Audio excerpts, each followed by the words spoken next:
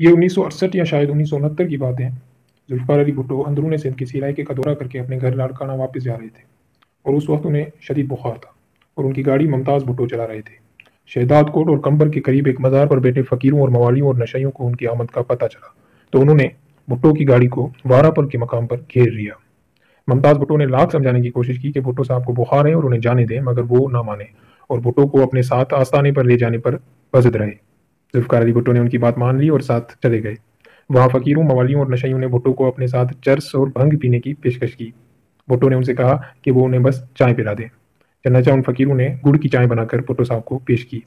اسی دوران ایک فقیر نے بڑے بڑے رنگ برنگے منقوں والا مخصوص ہار اپنے گلے سے اتار کر بھٹو صاحب کے گلے میں ڈال دیا۔ یوں بھٹو تیز بخار کی حالت میں کچھ دیر ان فقیروں کے ساتھ بیٹھے رہے اور پھر اپنے گھر لاڑکانہ چلے گئے۔ پیپلز پارٹی ان فقیروں اور موالیوں کو شاید مدت ہوئی فراموش کر چکی ہے، تاہم ان لوگوں نے آج بھی بھٹو کو دلوں میں بسایا ہوا ہے۔ سامعین، اب ذکر کرتے ہیں ذوالفقار علی بھٹو کی موت کا، اور یہ بتاتے ہیں کہ ان کی قبر میں چونا ڈالے جانے کی کہانی کیا ہے۔ اس سے پہلے چند ان مشہور لوگوں کی موت کا بھی ذکر کر لیتے ہیں جنہوں نے بھٹو جیسی موت پائی۔ نامور صحافی اسحاق رانا اپنے ایک تجزیے میں لکھتے ہیں کہ بالآخر مصر کے صدر محمد مرسی بھی مر گئے، یا یوں کہیے مار دیے گئے۔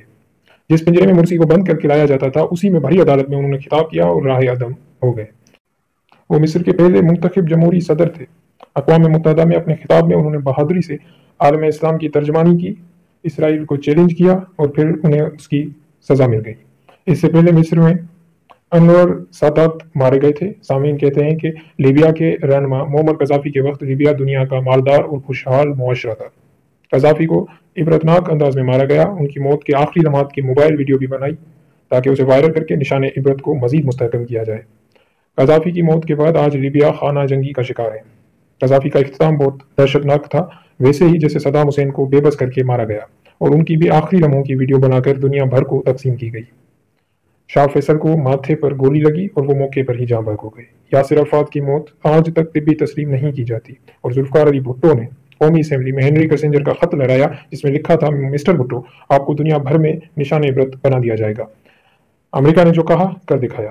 کہتے ہیں پھانسی سے قبل بھٹو اتنے لاغر ہو گئے تھے کہ انہیں پھانسی گھاٹ تک اسٹریچر پر ڈال کر لایا گیا۔ ان کی قبر میں چونا ڈالا گیا تاکہ ان کا کبھی پوسٹ مارٹم نہ ہو سکے۔ اسلامی کانفرنس کے تمام اہم کردار مارے گئے۔